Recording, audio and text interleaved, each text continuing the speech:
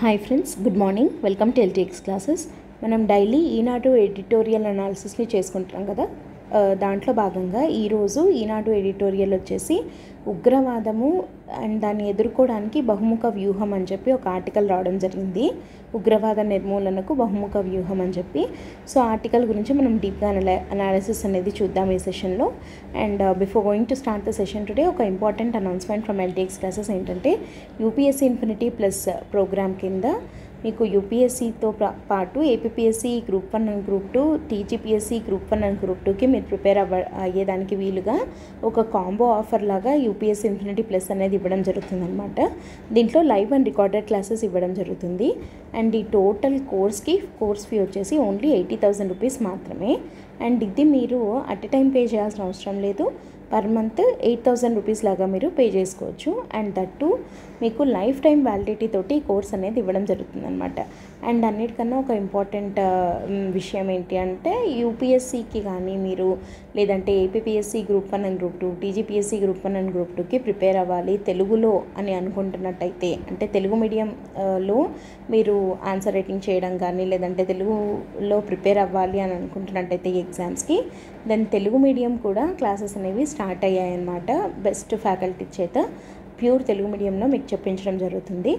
So దీనికి సంబంధించి మీకు ఏదైనా డౌట్స్ ఉన్నట్టయితే ఇక్కడ ఉన్న ఈ నెంబర్కి కాంటాక్ట్ చేయొచ్చు. లేదంటే మీరు LTXclasses.com వెబ్సైట్ని కూడా విజిట్ చేస్తే మీకు ఉన్న కోర్సెస్ అన్నీ అవైలబుల్ ఉన్నవన్నీ చూపిస్తాయి. అండ్ ఆఫ్లైన్ క్లాసెస్ మీరు వైజాగ్లో కావాలంటే జాయిన్ అవ్వచ్చు అనమాట.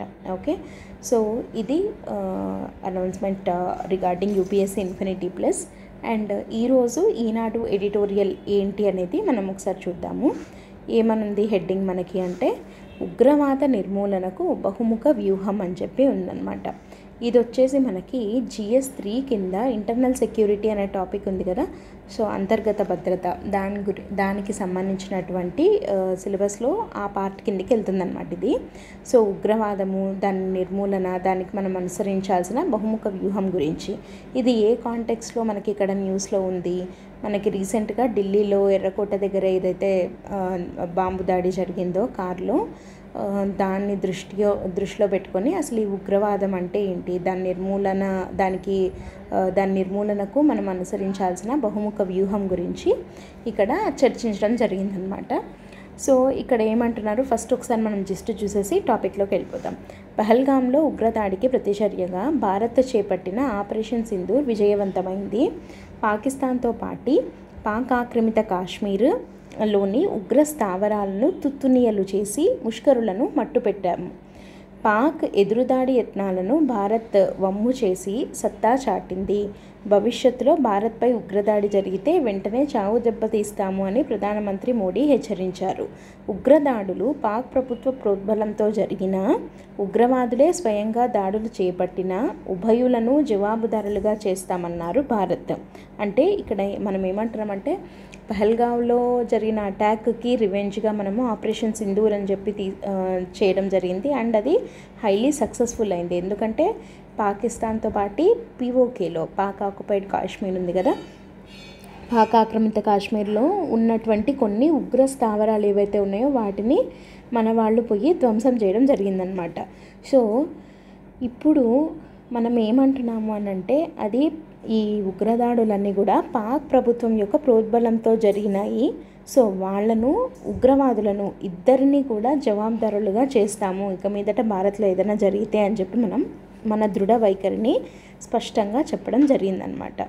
అండ్ ఇప్పుడు మనం ఏంటి అనంటే, దీనికి ఇక్కడ మనకి రీసెంట్గా ఎర్రకోట దగ్గర బాంబు దాడి జరిగింది కదా, ఢిల్లీలో ఉగ్రవాదుల వల్ల విస్ఫోటనం సంభవించింది. దీనికి బాధ్యులు ఎవరు అనంటే, మనకు అందరం న్యూస్లో చూస్తూనే ఉన్నాము, కొంతమంది వైద్యులు అన్నమాట.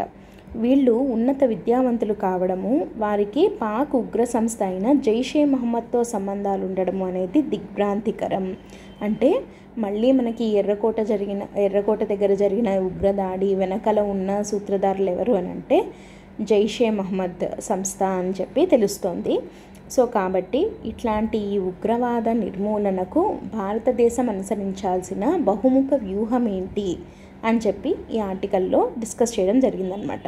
అయితే మనం ఈ ఆర్టికల్ని దృష్టిలో పెట్టుకొని మనము ఫుల్గా ఒక మొత్తం ఒక నోట్స్ మన దగ్గర ఉండాలి అని అంటే ఏ పాయింట్స్ని మనం కవర్ చేసుకోవాలి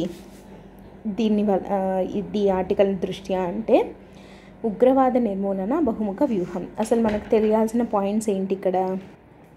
ఉగ్రవాదం అంటే ఏంటి, ఉగ్రవాదానికి గల కారణాలేంటి, అండ్ ఈ ఉగ్రవాదంలో ఎన్ని రకాలుగా ఉన్నాయి, ఎన్ని రకాలుగా ఉగ్రవాదం వాళ్ళ దీన్ని చూపిస్తున్నారు, అండ్ ఈ ఉగ్రవాదం యొక్క ప్రభావాలేంటి, ఈ ఉగ్రవాద నిర్మూలనకు మనం ఫాలో అవ్వాల్సినటువంటి బహుముఖ వ్యూహం ఏంటి, వీటినన్నిటిని మనము కవర్ చేసుకోవాలన్నమాట. సో ఉగ్రవాదం అంటే ఏంటి, దానికి గల కారణాలు ఏంటి, ఇవి ఎన్ని రకాలు, అండ్ ఎలాంటి ప్రభావం ఈ ఉగ్రవాదం చూపిస్తుంది, దాని నిర్మూలనకు మనము అనుసరించాల్సిన బహుముఖ వ్యూహం ఏంటి, ఇది మనము ఈరోజు డిస్కస్ చేయబోతున్నాం. ఓకేనా? సో ఫస్ట్ ఆఫ్ ఆల్ అసలు మనం ఈ ఉగ్రవాదము అని అంటున్నాం కదా, ఈ ఉగ్రవాదం గురించి కానీ ఉగ్రవాదం గురించి ఏదైనా క్వశ్చన్ వచ్చినప్పుడు లేదంటే ఎస్సేగా వచ్చినప్పుడు కానీ ఫస్ట్ మనకు తెలియాల్సింది ఏంటంటే ఒక డెఫినిషన్ లాగా ఒక నిర్వచనం తెలియాలి కదా ఉగ్రవాదానికి.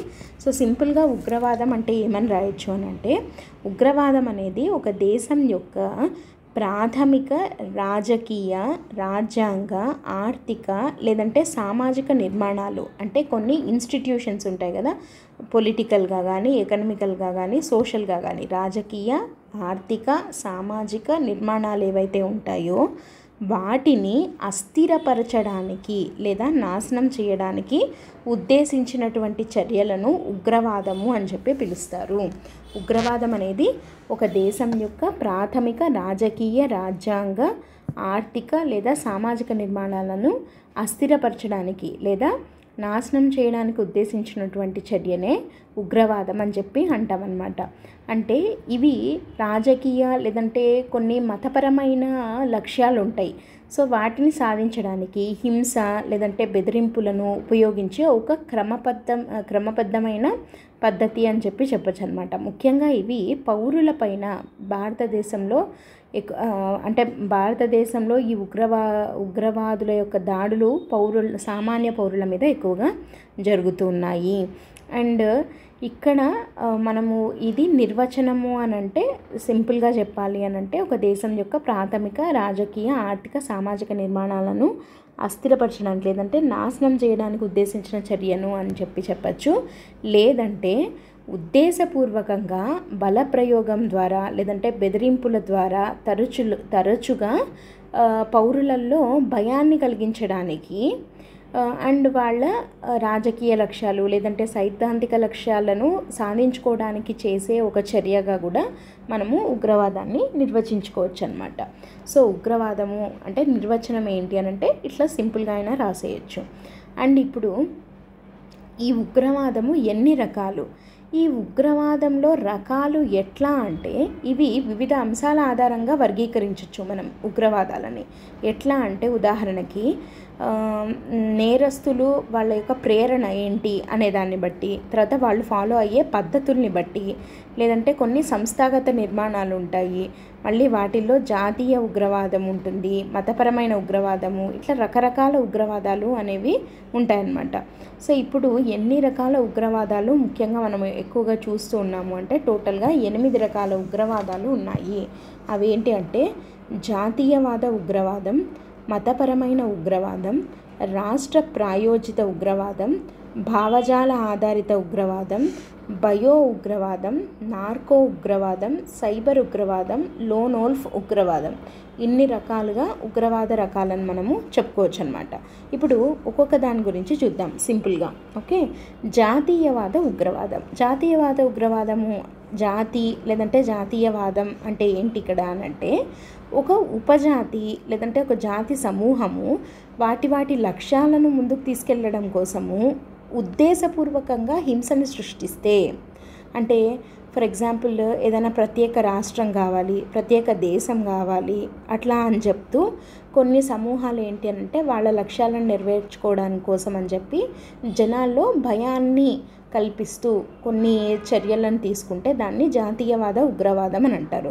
దీనికి మనము ఎగ్జాంపుల్గా ఉదాహరణగా చెప్పుకోవాలి అంటే మనకి ఎక్కువగా ఇట్లాంటివి ఈశాన్య భారతదేశంలో చూస్తూ ఉంటాం. నార్త్ ఈస్ట్లో ఎట్లా ఈ నాగా జాతి వాళ్ళు వాళ్ళకి ఏంటంటే ప్రత్యేక రాష్ట్రం కావాలి, నాగాలిం కావాలి, గ్రేటర్ నాగాల్యాండ్ కావాలి, అట్లా అని చెప్పి వాళ్ళు అట్లాంటి లక్ష్యాలను ముందుకు తీసుకెళ్ళడం కోసం అని చెప్పి ఇట్లా ఉగ్రవాద చర్యలకు పాల్పడుతూ ఉంటారనమాట. సో ఈ టైప్ ఆఫ్ ఉగ్రవాదాన్ని ఏమంటాం మనము అంటే జాతీయవాద ఉగ్రవాదము అని చెప్పి పిలుస్తాం. అండ్ రెండోది వచ్చేసి మతపరమైన ఉగ్రవాదం.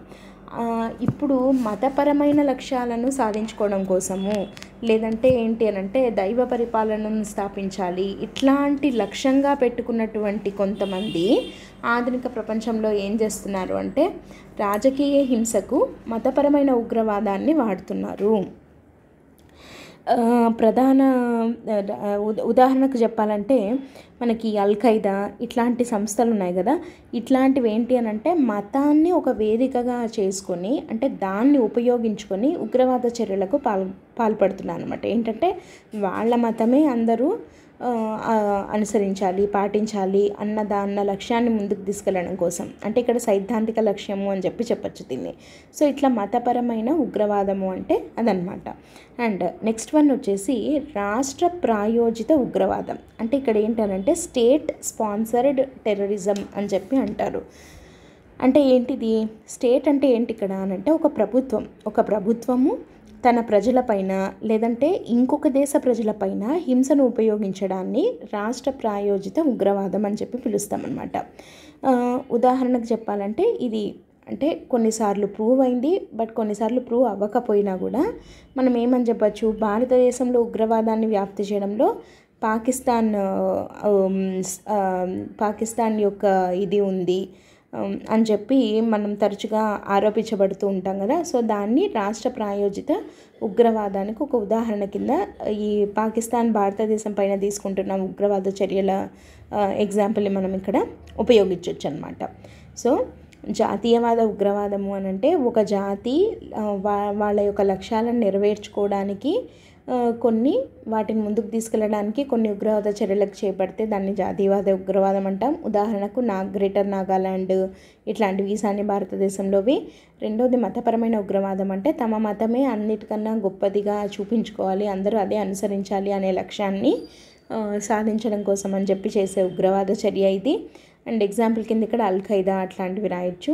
తర్వాత రాష్ట్ర ప్రాయోజిత ఉగ్రవాదం అంటే ఒక ప్రభుత్వము తన ప్రజల మీదనే లేదంటే వేరే దేశంలోని ప్రజల మీద చేసే ఉగ్రవాద చర్యలను రాష్ట్ర ప్రాయోజిత ఉగ్రవాదం అంటాము. అండ్ నెక్స్ట్ వన్ వచ్చేసి భావజాల ఆధారిత ఉగ్రవాదం. ఇక్కడ ఏంటి అని అంటే భావజాలం అంటే ఒక్కొక్కరికి ఒక్కొక్క భావజాలం ఉంటుంది కదా. ఇప్పుడు సమాజాన్ని పునర్నిర్మించాలి అనే లక్ష్యంతో తీవ్రవాద రాజకీయం లేదంటే సామాజిక భావజాలాల ద్వారా ఇది నడపబడుతుందన్నమాట. అంటే వాళ్ళ లక్ష్యాలను సాధించడానికి హింసను ఉపయోగించే వామపక్ష లేకపోతే మితవాద ఉద్యమాలు ఉంటాయి కదా. సో అట్లాంటి వాటిని మనం ఏమంటామంటే భావజాల ఆధారిత ఉగ్రవాదం అంటాం. అంటే ఈ వామపక్షాలు హింసను ఉపయోగించుకొని వాళ్ళ లక్ష్యాలను ఎలా నెరవేర్చుకోవాలి అనుకుంటారు అంటే ఉదాహరణకు మావోయిస్టులు అని చెప్పచ్చు, లేకపోతే ఫాసిస్టులు, అతిజాతీయవాద ఉద్యమాలు ఇట్లాంటివి ఉంటాయి కదా. వాళ్ళు ఏంటి అని అంటే వాళ్ళ లక్ష్యాలను నెరవేర్చుకోవడానికి ఉగ్రచర్యలకు పాల్పడుతూ ఉంటారు. అది భావజాల ఆధారిత ఉగ్రవాదానికి ఉదాహరణగా చెప్పచ్చు అనమాట. సో కమ్యూనిజం కానీ లేకపోతే ఈ వామపక్ష అభిప్రాయాలు, తీవ్ర వామపక్ష అభిప్రాయాలన్నీ ఉగ్రవాద చర్యలు అని అనలేము. కాకపోతే అవి తీవ్ర పరిణామం చెందితే అండ్ కొంతమంది వ్యక్తులు వాళ్ళ భావజాలను వాళ్ళ లక్ష్యాలను నెరవేర్చుకోవడానికి ఉగ్రచర్యలకు పాల్పడుతూ ఉండడం అనమాట. ఇది భావజాల ఆధారిత ఉగ్రవాదం అంటే. నెక్స్ట్ వచ్చేసి బయో టెర్రరిజం అని అంటామన్నమాట. అంటే దీంట్లో ఏమవుతుంది, ఇది ఈ మధ్య కాలంలో ఆధునిక ప్రపంచంలో ఎక్కువగా చూస్తున్న. ఒకప్పుడు గన్నులు తర్వాత బాంబులు ఇట్లాంటివి వాడి ఉగ్రచర్యలకు హింసకు పాల్పడేవాళ్ళు. కానీ నేటి ఆధునిక ప్రపంచంలో ఎక్కువగా ఉంటున్నటువంటి ఉగ్రవాదము ఈ 3 రకాలు: బయో ఉగ్రవాదం, నార్కో ఉగ్రవాదం, సైబర్ ఉగ్రవాదం. ఎందుకు అంటే ఏంటి అసలు ఇవి అని అంటే బయో ఉగ్రవాదం అంటే మానవులు, జంతువులు లేదంటే మొక్కలు ఏమన్నా కానివ్వండి వాటికి హాని కలిగించడానికి లేదంటే చంపడానికి కొన్ని జీవ సంబంధమైన ఏజెంట్లను లేదంటే విష పదార్థాలను ఉద్దేశపూర్వకంగా విడుదల చేయడము. వాటి వల్ల ఏమవుతుంది, ప్రభుత్వము లేదంటే పౌరులు వీళ్ళందరూ రాజకీయంగా లేదంటే సామాజిక లక్ష్యాలను సాధించడానికి వాళ్ళ లక్ష్యాలను సాధించుకోవడానికి వీళ్ళను బెదిరించడం అన్నమాట, లేదా బలవంతం చేయడం.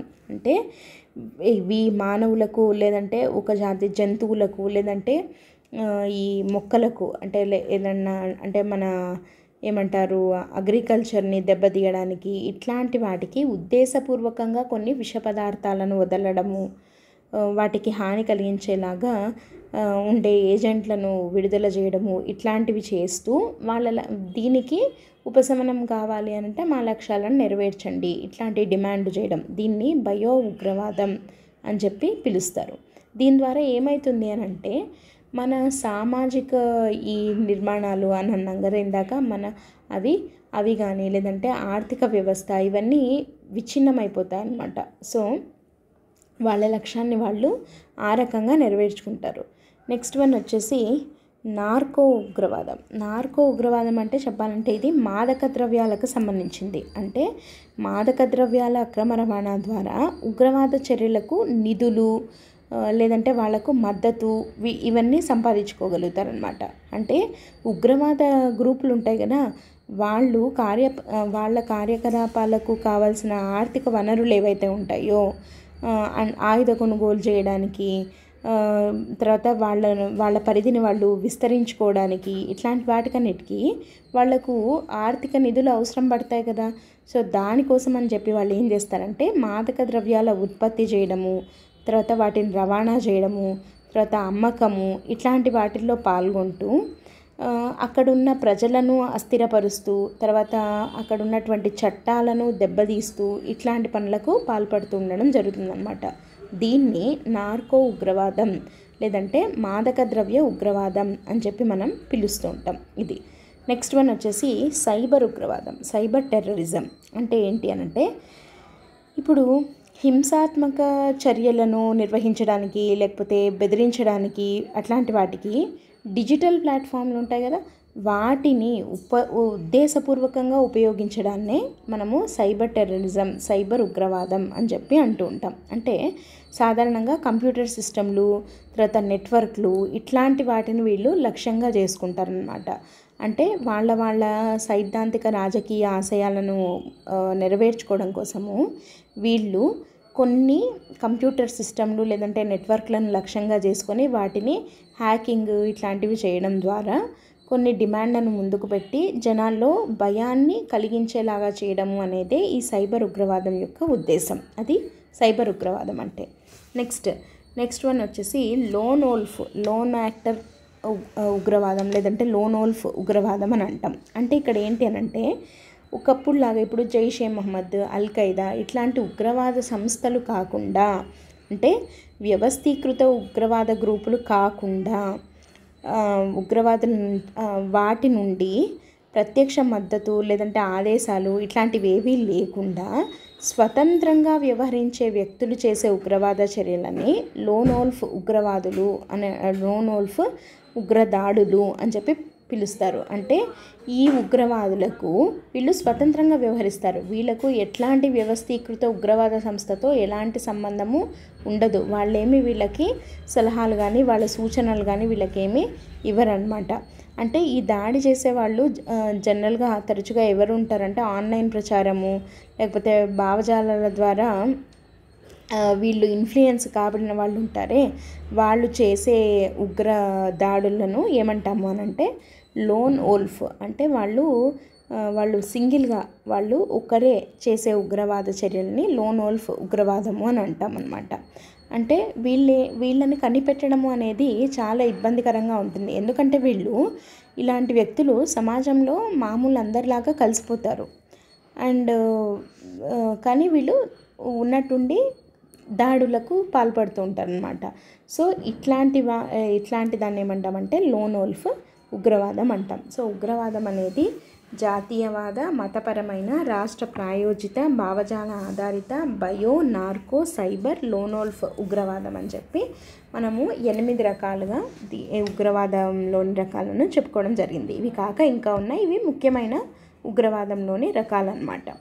అయితే ఇప్పుడు మనం రకాలు చూసాం. ఇంకా మనం ఏం చూడాలి? కారణాలు చూడాలి. అసలు ఈ ఉగ్రవాదము అనేది ఎందుకు ఇంత ఎక్కువగా ఉంటుంది, దీనికి గల కారణాలు ఏంటి అని అంటే, మనకు సామాన్యంగా దీని కారణాలు ఏంటి అని అంటే ఎక్కడైనా సరే ఏ కారణాల వల్ల ఉగ్రవాదం అనేది ఉంది ప్రపంచంలో అని అంటే, ఒకటి రాజకీయ అస్థిరత, రెండోది సామాజిక ఆర్థిక లేమి, తర్వాత మతపరమైన విధానాలు, తర్వాత సైద్ధాంతిక పరమైన కారణాలు అన్నమాట. సో వీటన్నిటి వల్ల ఏమవుతుంది అని అంటే హింసాత్మక ప్రేరేపణలు పెరుగుతాయి. దీనివల్ల ఉగ్రవాదం అనేది పెరుగుతుందన్నమాట. ఇవి జనరల్ రీజన్స్, జనరల్ కారణాలు. అయితే మన భారతదేశంలో పర్టికులర్గా మన భారతదేశంలో ఉగ్రవాదం ఉండడానికి గల కారణాలు ఏంటి అని అంటే, ఫస్ట్ వన్ వచ్చేసి జాతి మరియు వేర్పాటువాద ఉద్యమాలు. జాతి మరియు వేర్పాటువాద ఉద్యమాలు అన్నమాట. అంటే భారతదేశంలోని కొన్ని ప్రాంతాల్లో జాతి గుర్తింపు లేదంటే వేర్పాటువాద డిమాండ్లు అనే ఉద్యమాలు పాతుకుపోయి ఉన్నాయన్నమాట. అంటే వాళ్ళ అజెండాలను ముందుకు తీసుకెళ్లడం కోసం అని చెప్పి ఉగ్రవాద పద్ధతులను కూడా వాళ్ళు ఉపయోగిస్తున్నారు. దీనికి ఎగ్జాంపుల్ కింద మనం చెప్పాలి అని అంటే, జమ్మూ కాశ్మీర్లో స్వయం ప్రతిపత్తి సంబంధిత ఆకాంక్ష, ఆ కోరికతోటి మనకి అశాంతిని లేపుతున్నటువంటి సంస్థ ఏది అని అంటే లష్కరే తోయిబా, ఇట్లాంటివి ఉన్నాయి కదా, ఎల్ఈటీ అంటాం. సో ఇట్లాంటి సంస్థలు ఏం చేస్తున్నాయి అని అంటే, వీటి ద్వారా ఈ వేర్పాటువాద ఉద్యమాలను ముందుకు నడపడము, దాని ద్వారా ఉగ్రవాద చర్యలకు పాల్పడము. సో ఇది ఒక ముఖ్యమైన కారణం. రెండోది వచ్చేసి భౌగోళిక రాజకీయ అంశాలు. భౌగోళిక రాజకీయ అంశాలు అంటే ఏంటి అని అంటే, ఇక్కడ మన పొరుగు దేశాలైనటువంటి పాకిస్తాన్, చైనా ఇట్లాంటివి ఉన్నాయి కదా, వీటితోటి భౌగోళిక రాజకీయ సంబంధాలు, భద్రతాపరమైన చిక్కులు అవన్నీ మనం కలిగి ఉన్నాం వాళ్ళతోటి.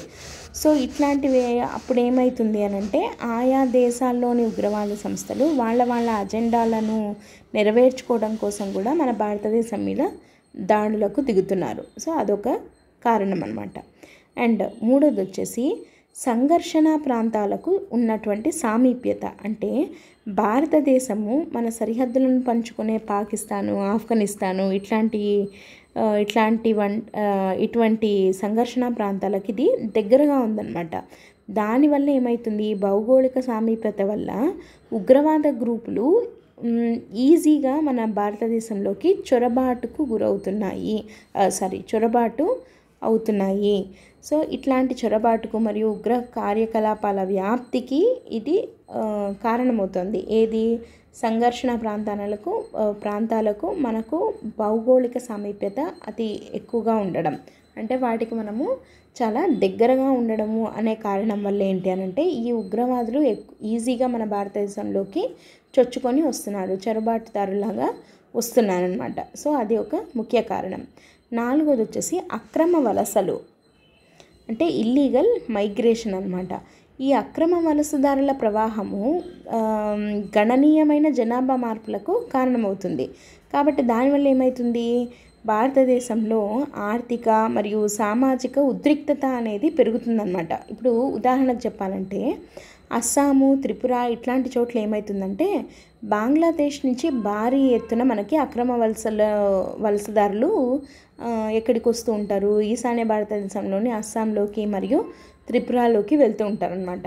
వాళ్ళను నియంత్రించలేకపోవడం వల్ల ఏమవుతుంది అని అంటే, ఈ వలసదారులకు తర్వాత స్థానిక జనాభా ఎవరైతే ఉంటారో వాళ్ళ మధ్య ఉద్రిక్తతలు పెరుగుతాయి. సో ఇట్లా తర్వాత ఎవరైతే ఇక్కడ నష్టపోతున్నారో వాళ్ళు ఉగ్రచర్యలకు పాల్పడే అవకాశం ఉందన్నమాట. అది వలసదారులు కావచ్చు, లేదంటే స్థానికంగా ఉన్నటువంటి ప్రజలు కావచ్చు. సో ఈ అక్రమ వలసలు అనేది భారతదేశం విషయంలో ఉగ్రవాదం పెరగడానికి గల ఇంకొక ముఖ్య కారణంగా మనము చెప్పచ్చు అనమాట.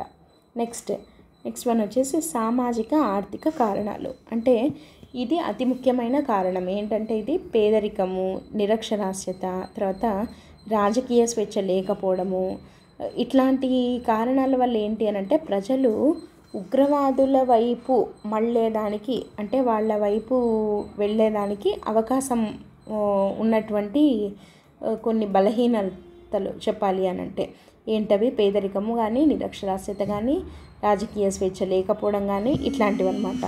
సో ఈ ఉగ్రవాద గ్రూపులు ఏం చేస్తాయి అని అంటే వీటి వల్ల బాధితులు ఎవరైతే ఉంటారో వాళ్ళను మీరు ఇట్లా ఇబ్బంది పడుతున్నారు అని చెప్తూ వాళ్ళను ఆకట్టుకునేలాగా చేసి, ఆ కారణాలను చెప్పి, సో వాళ్ళను ఆకట్టుకునేలాగా చేసి వాళ్ళను నియామకం చేసుకుంటుంది అనమాట వీళ్ళని ఆ సంస్థల్లో. సో అట్లాంటప్పుడు ఏమవుతుంది అని అంటే ఈ సామాజిక ఆర్థిక కారణాల వల్ల ఉగ్రవాదం అనేది ఇంకా భారతదేశంలో పెరుగుతూనే ఉంది అని చెప్పచ్చు అనమాట. ఇవి భారతదేశం విషయంలో ఉగ్రవాదం ఉండడానికి గల కారణాలు పర్టికులర్గా మనం చూడడం జరిగింది. ఏవవి? జాతి మరియు వేర్పాటువాద ఉద్యమాలు, భౌగోళిక రాజకీయ అంశాలు, సంఘర్షణ ప్రాంతాలకు మనకు ఉన్నటువంటి సామీప్యత, అక్రమ వలసలు, తర్వాత సామాజిక ఆర్థిక కారణాలు. సో ఇవి కారణాలు. మనం ఏమేమి చూసాం? ఉగ్రవాదం అంటే నిర్వచనం చూసాము, ఉగ్రవాదంలోని రకాలు, ఉగ్రవాదానికి గల కారణాలు జనరల్గా చూసాం, తర్వాత పర్టికులర్గా భారతదేశంలో ఉగ్రవాదం ఉండడానికి గల కారణాలు ఏంటని చూడడం జరిగింది. అయితే ఇప్పుడు దీనికి సంబంధించి ఒక ఫ్యాక్ట్ గురించి తెలుసుకుందాం. అదేంటి అంటే గ్లోబల్ టెర్రరిజం ఇండెక్స్ అని అంటారనమాట. అంటే అంతర్జాతీయ ఉగ్రవాద సూచి. ఇది 2025లో భారతదేశం యొక్క స్థానం ఏంటి దీంట్లో అంటే అత్యంత ఉగ్రవాద ప్రభావిత దేశాల్లో భారతదేశం యొక్క స్థానం 14th స్థానంలో. బర్కినా ఫాసో అనే కంట్రీ మొదటి స్థానంలో ఉంది. అండ్ భారతదేశం వచ్చేసి 14వ స్థానంలో ఉందన్నమాట. సో ఇది మనం ఈ ఫ్యాక్టర్ మనం ఆన్సర్లో ఎక్కడైనా ఉపయోగించుకోవచ్చు. అండ్ ఇప్పుడు ఉగ్రవాదం కారణాలు చూసాము, రకాలు చూసాము. ఇప్పుడు ప్రభావాలు ఏంటి, అసలు ఉగ్రవాదం వల్ల వచ్చే నష్టం ఏంటి అనేది చూద్దాం. ఉగ్రవాదం యొక్క ప్రభావాలు ఏంటి అని అంటే ఫస్ట్ ప్రభావం దేని మీద పడుతుంది? ప్రాణ నష్టము, తర్వాత ఆర్థిక అంతరాయము, రాజకీయ అస్థిరత, సామాజిక విచ్ఛిన్నము, మానసికంగా గాయాలవ్వడము, ఇట్లాంటివి రకరకాల. తర్వాత జాతీయ భద్రతను ఇది ప్రభావితం చేస్తుంది. అంతేకాకుండా అభివృద్ధిని దెబ్బతీస్తుంది. తర్వాత శాంతి మరియు పరిపాలన ఇట్లాంటివి దెబ్బతింటాయి. అన్నిటికన్నా ముఖ్యంగా ప్రభుత్వాల మీద ప్రజలకున్న విశ్వాసాన్ని ఈ ఉగ్రవాదము దెబ్బతీస్తుంది అన్నమాట. సో ఇట్లా రకరకాల ప్రభావాలు ఉన్నాయి. వాటిలో ముఖ్యమైన ప్రభావాలు ఏంటి అనేది చూద్దాం. ఫస్ట్ వన్ వచ్చేసి ప్రాణ నష్టం. ఉగ్రదాడుల్లో మరణాలు అనేవి చాలా గణనీయమైన సంఖ్యలో జరుగుతూ ఉంటాయి. ఉదాహరణకి మనకి ముంబై దాడులు చేసింది కదా 2008లో ఒకసారి. దాంట్లో 300 మందికి పైగా గాయపడడం జరిగింది అండ్ 160 మందికి పైగా మరణించడం జరిగింది. ఇక్కడ మీరు ఏ ఎగ్జాంపుల్ అయినా ఇక్కడ ఉపయోగించవచ్చు. సో ప్రాణ నష్టం అనేది ఉగ్రదాడుల్లో అత్యంత ఎక్కువగా ఉంటుంది. అండ్ సమాజం పైన దీని ప్రభావం. ఈ ఉగ్రవాద హింస ఏమవుతుందంటే సామాజిక వైఖరులపైన తీవ్రంగా ప్రభావాన్ని చూపిస్తుంది. ఉదాహరణకు చెప్పాలంటే ప్రభుత్వ సంస్థలపైన ప్రజలకు ఉండే నమ్మకము తగ్గిపోతుంది. తర్వాత ఈ వలస పౌరులు వీళ్ళకు ఉన్నటువంటి స్వేచ్ఛల పట్ల వాళ్ళ నమ్మకాన్ని వాళ్ళు కోల్పోతారు. అంటే వాళ్ళు వాటిని ఉపయోగించుకోలేకపోతారు. కాబట్టి ఈ ఉగ్రవాద చర్యల ఫలితంగా పౌరులు ఆందోళనకు గురవుతూ ఉంటారు, దుఃఖానికి, తర్వాత దుర్బలత్వానికి గురవుతూ ఉంటారు, నిస్సహాయంగా ఉండిపోతారనమాట. సో ఇట్లాంటి విపరీతమైన మానసిక భావోద్వేగాలకు వీళ్ళు లోనవుతూ ఉంటారనమాట. సో అలా సమాజంపై దాని ప్రభావం ఉంటుంది. తర్వాత ఆర్థిక వ్యవస్థ పైన దీని ప్రభావం ఎట్లుంటుంది అంటే ఇది అత్యంత స్పష్టమైన ఆస్తి ప్రాణ నష్టమే కాకుండా ఆస్తి నష్టానికి కూడా కారణమవుతుంది. ఆర్థిక విధ్వంసానికి ఇది కారణమవుతుంది. ఉదాహరణకు చెప్పాలంటే 2016లో పఠాన్కోట్ మీద దాడి జరిగింది కదా.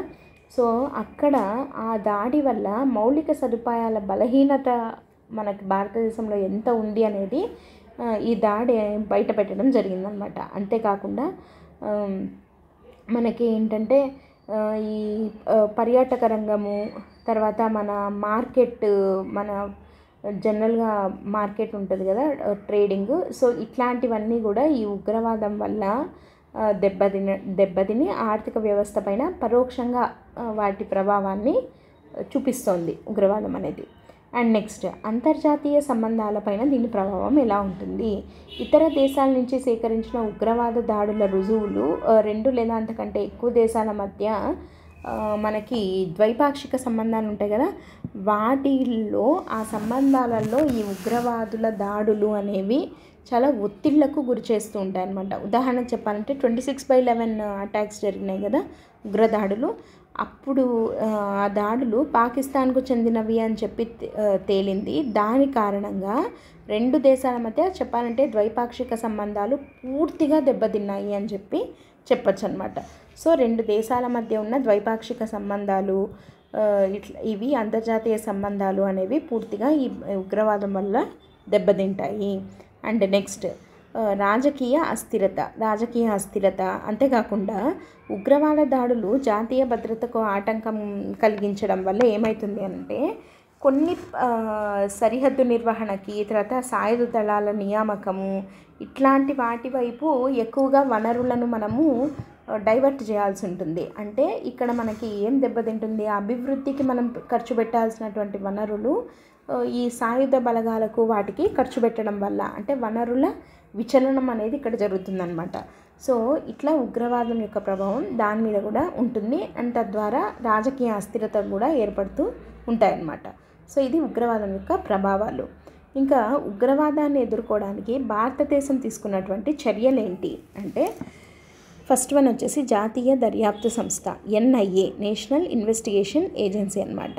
ఇదేంటి అంటే రాష్ట్ర సరిహద్దుల్లో సమాచార భాగస్వామ్యం కోసము, తర్వాత దర్యాప్తులను క్రమబద్ధీకరించడానికి ఈ సంస్థ అనేది సృష్టించబడింది. ఇది 2016లో పఠాన్కోట్ దాడిని, 2013లో హైదరాబాద్ పేలుళ్ళు, ఇట్లాంటి ప్రసిద్ధమైన కేసుల్ని NIA సక్సెస్ఫుల్గా పరిష్కరించడం జరిగిందనమాట. సో ఇది జాతీయ దర్యాప్తు సంస్థ. రెండోది వచ్చేసి నాట్ గ్రిడ్, దీన్నే నేషనల్ ఇంటెలిజెన్స్ గ్రిడ్ అని అంటారు. అంటే ఇదేం చేస్తుంది అని అంటే, భారతదేశంలో ఇది ఉగ్రవాదులు, ఆర్థిక నేరాలు, ఇట్లాంటి వీటికి సంబంధించిన సమాచారాన్నిటినీ ఒక సురక్షితంగా ఒక చోట పెట్టే ఒక డేటాబేస్ లాంటిదన్నమాట. ఇది ఈ నాట్ గ్రిడ్ అనేది, నేషనల్ ఇంటెలిజెన్స్ గ్రిడ్ అని చెప్పి పిలుస్తాం దీన్ని. నెక్స్ట్ ఉగ్రవాద నిరోధక దళాలు, ATS అంటాం, యాంటీ టెర్రర్ స్క్వాడ్స్ అని చెప్పి ఇంగ్లీష్లో అంటాం అనమాట.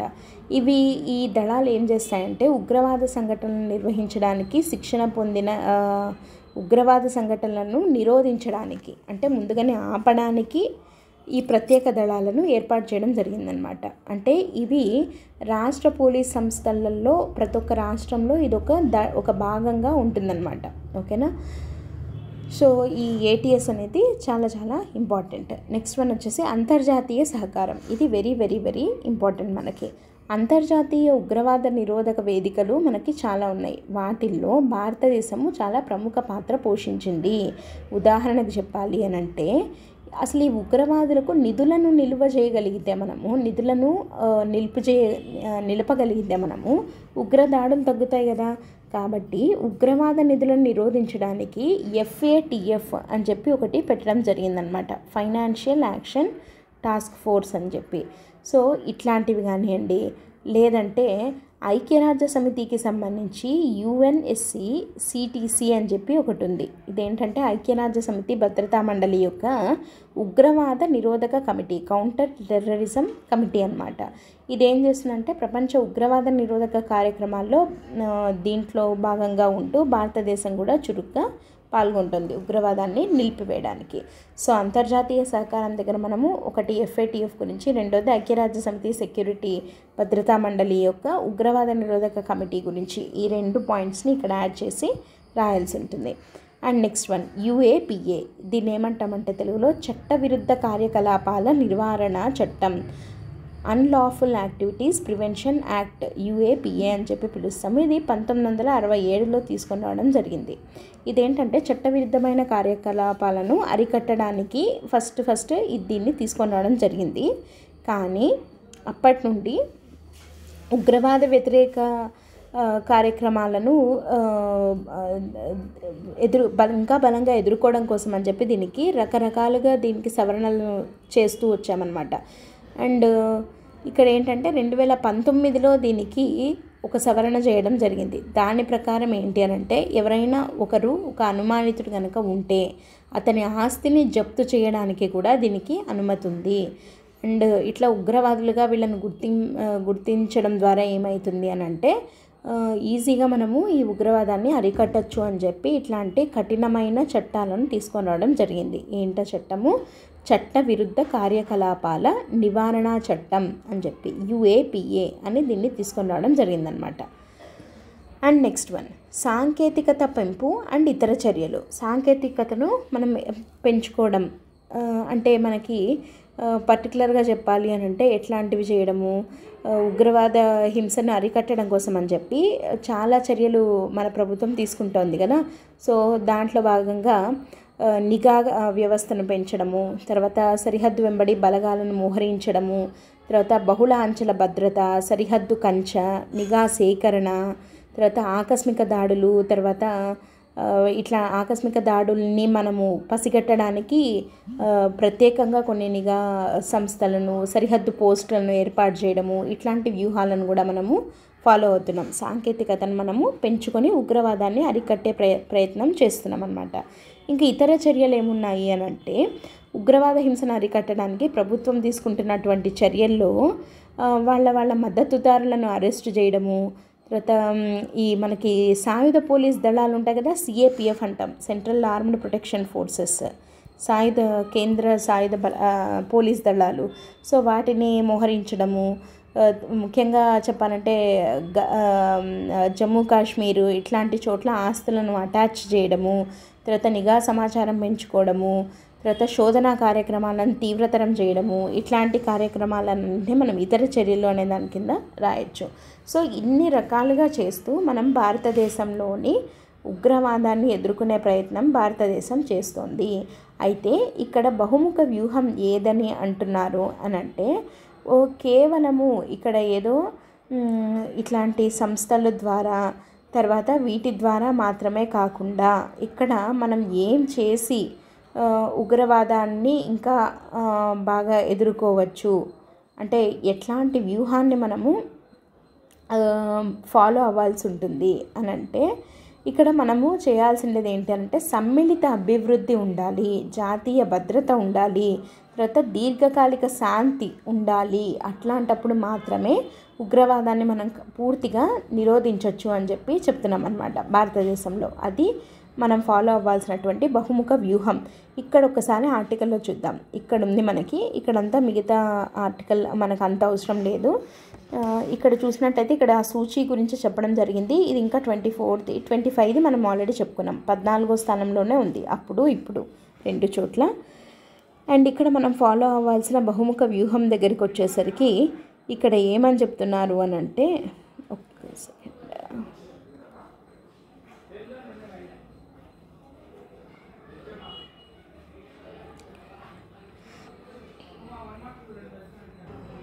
ఇక్కడ ఉంది చూడండి.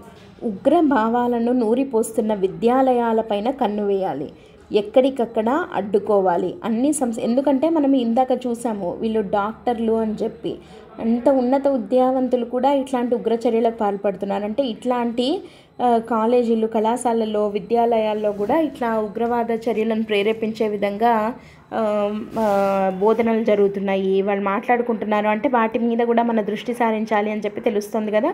సో అదొకటి చేయాలి. తర్వాత ఎక్కడికక్కడ వాటిని అడ్డుకోవాలి.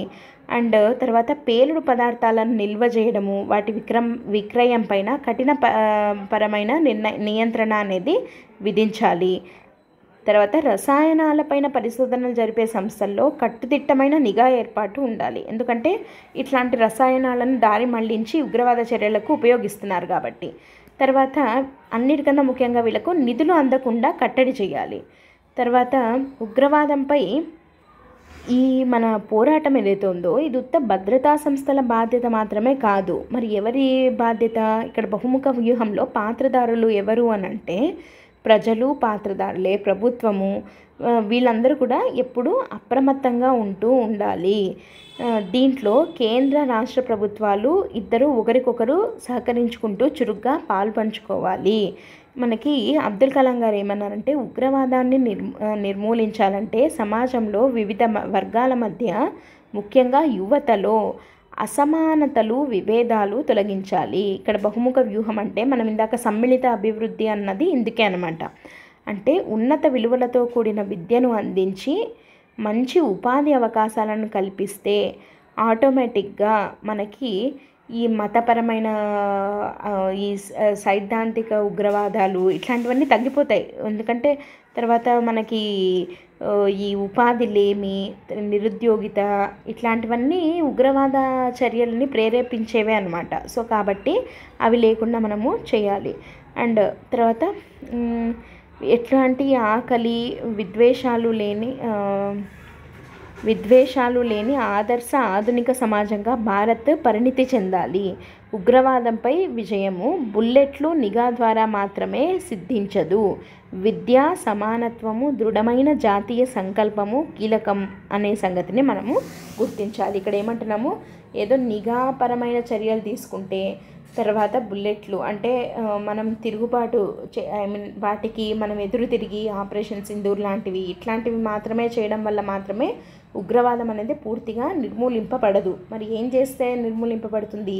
వీటితో పాటు సరైన విద్య, తర్వాత సమానత్వము, తర్వాత దృఢమైన జాతీయ సంకల్పము, అందరిలో మన జాతీయ సంకల్పం అనేది అంటే మనమందరం భారతీయులం అనే భావన ఏర్పడ్డము, తర్వాత ఆర్థికపరమైన అసమానతలు తొలగడము, ఇట్లాంటివన్నీ జరిగినప్పుడు మాత్రమే ఉగ్రవాదం అనేది సమూలంగా నిర్మూలించబడుతుంది అని చెప్పి ఇది మనం ఫాలో అవ్వాల్సిన బహుముఖ వ్యూహం అని చెప్పి ఆర్టికల్లో చెప్పడం జరిగిందనమాట. సో ఇది ఉగ్రవాద నిర్మూలనకు బహుముఖ వ్యూహం అని చెప్పి మనకి ఈనాడులో ఈరోజు వచ్చినటువంటి ఆర్టికల్ GS 3 కిందికి ఇది వెళ్తుంది. Very very important topic. ఓకేనా? That's it for today. రేపు ఇంకొక ఎడిటోరియల్తో మళ్ళీ డిస్కస్ చేసుకుందాం. Thanks for listening. All the best. By.